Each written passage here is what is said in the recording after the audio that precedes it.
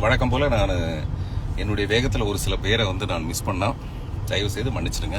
லவ்ங்கிறது எங்க இருந்து வந்தாலும் அது ரசிக்க முடியாத விஷயம். இப்ப கூட நான் சொன்னேன், ஒரு காதலியை கல்யாணம் பண்ணி கொடுக்குற மாதிரி நம்ம காதலி அது வேற யார்ட்டையோ கொடுத்து அனுப்புற மாதிரியான ஒரு ஃபீலிங் நாளைக்கு அதே மாதிரி பத்திரிகை நண்பர்கள் இந்த மாதிரியான ஒரு ரீசெண்ட் டைமா த்ரிஷாவை பத்தியும் விஜய பத்தியும் பார்த்திபன் பேசியிருக்கிற பல விஷயங்கள் சர்ச்சைக்குள்ளாயிருக்கு.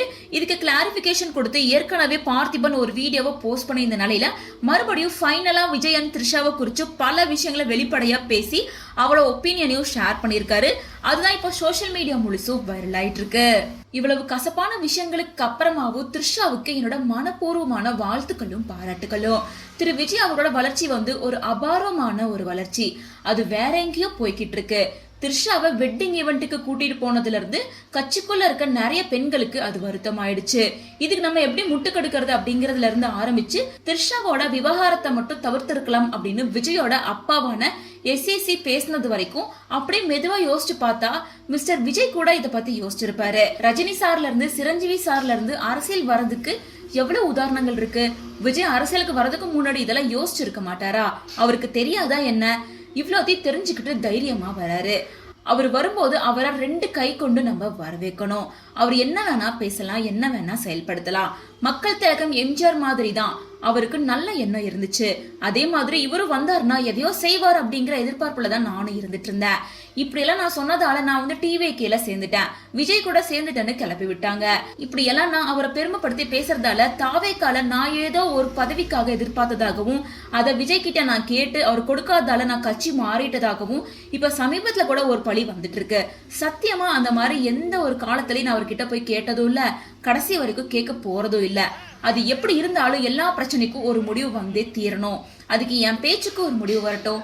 இந்த பேச்சு எங்க தவங்குச்சுன்னா எதுக்குமே பதில் சொல்லாத த்ரிஷா என்னோட பேச்சுக்கு மட்டும் பதில் சொன்னால்தான் நான் ஒரு பெரிய நீண்ட பதில சொல்ல வேண்டியதாயிடுச்சு.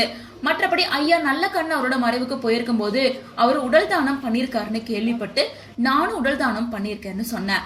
ரொம்ப வருஷத்துக்கு முன்னாடி நானும் என்னோட மனைவி உடல் தானம் பண்ணிருக்கோம். வேற யாரெல்லாம் பண்ணிருக்காங்க அப்படின்னு கேட்கும்போது த்ரிஷாவோட பேரை சொன்னாங்க. அப்ப எனக்கு ரொம்ப மகிழ்ச்சியா இருந்தது. த்ரிஷாவை நான் பாராட்டணும்னு நினைச்சேன்.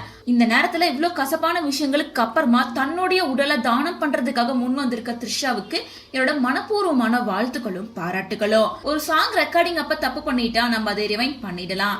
ஆனா ஒரு மேடை கச்சேரியில ஒரு தப்பு நடந்து போச்சுன்னா அதை சரி பண்ணவே முடியாது. வாழ்க்கையில அந்த மாதிரிதான், அந்த தப்ப சரி பண்ணவே முடியாது. மறுபடியும் ஒரு தப்பு நடக்காம பாத்துக்கிறது வேணா நம்ம பாத்துக்கலாம். தலைவர் அதாவது நம்மளோட விஜய் சொல்றது என்னன்னா, இந்த மாதிரியான விஷயங்களுக்கெல்லாம் அவ்வளோ பெரிய இம்பார்ட்டன்ஸ் கொடுக்காதீங்க, அதை தூக்கி போடுங்க, மக்களை காப்பாத்துற வேலையை நம்ம பார்க்கலாம், அது அவ்வளோ ஒர்த்தே இல்லை அப்படின்னு சொல்றாரு. இப்ப நான் சொல்றதோ பேசுறதோ இல்லாட்டி த்ரிஷானுக்கு கண்டனம் சொல்லி ட்வீட் போட்டதோ எந்த ஒர்த்தும் இல்ல. அதை பத்தி நம்ம இவ்வளவு பிரபலப்படுத்திட்டு இருக்கிறதுக்கு ஒர்த்தே இல்ல. நம்ம மக்களை காப்பாத்துறதுக்கான அந்த பண்ணிக்குள்ள போகலாம் இல்லையா?